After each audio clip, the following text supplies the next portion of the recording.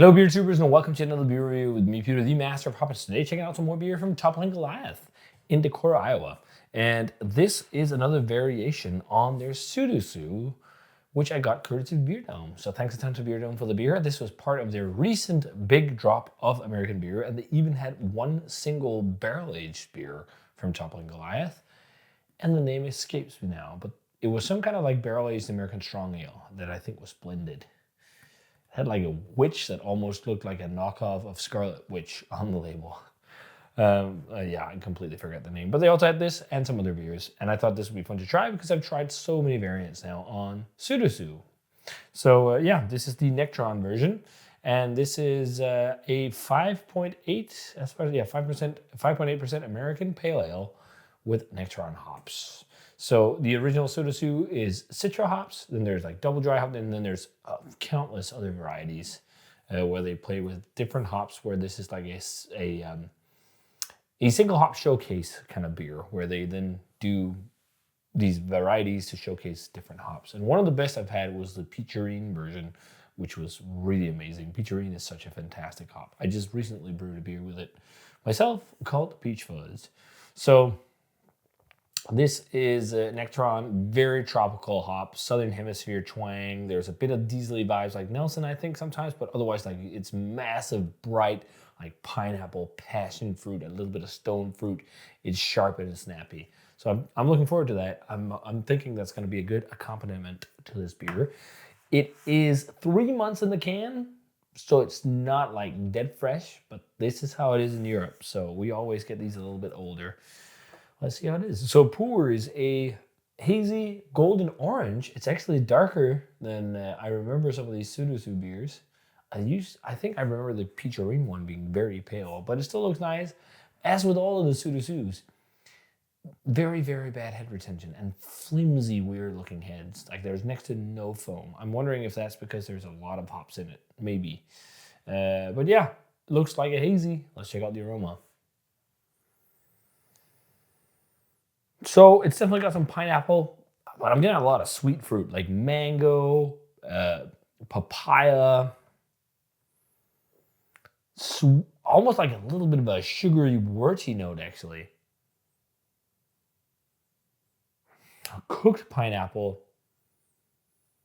peaches.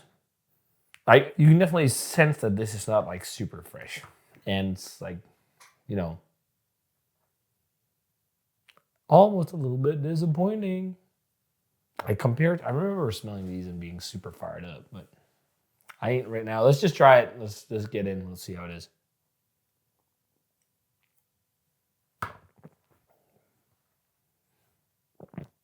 Much better flavor profile. Whew.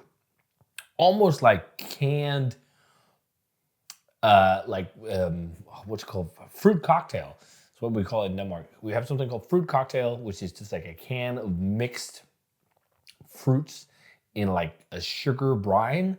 And it's like pineapple, it's like mango, it's like peaches, it feels like that, like a fruit bowl of tropical fruits. And it has a bit of a bite to it as well, both polyphenol and bitterness. And the polyphenol bite I like sometimes, but sometimes it can also be too much for me these days. Like the bitterness in the West Coast is much more enjoyable for me. Very nice flavor profile though. It's bright and snappy. It's definitely got some dankness, but it's a massive punch ball of like tropical fruit. It's got sweeter vibes, but definitely got some brightness to cut through. I think this was like banging when it was around a month or maybe a month and a couple weeks. Because you can feel like the flavors are still there and you can feel they're saturated, but they're a bit muddled, which I think is because of age. That's why it tastes like a bit like a tin of mixed tropical kind of fruits. Then just like you can really like, whoa, all this crazy shit's going on. But it's heavily saturated too. You can feel they use a lot of hops in this beer because it does bite back a bit.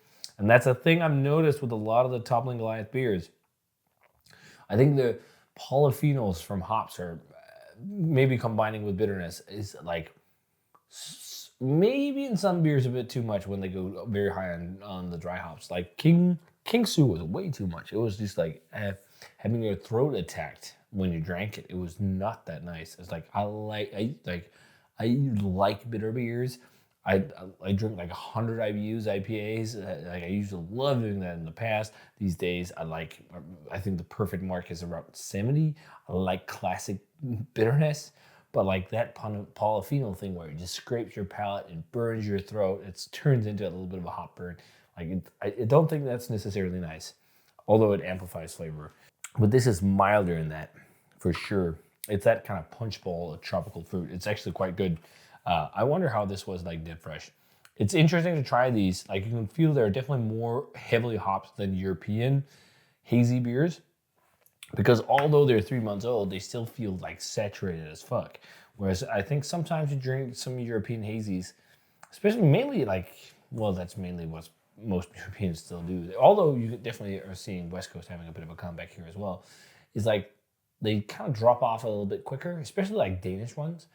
But I think there's a lot of different things. It's yeast, it's process, and also the amounts. Like in general, just the Americans use a whole lot more hops because hops are cheaper in the States.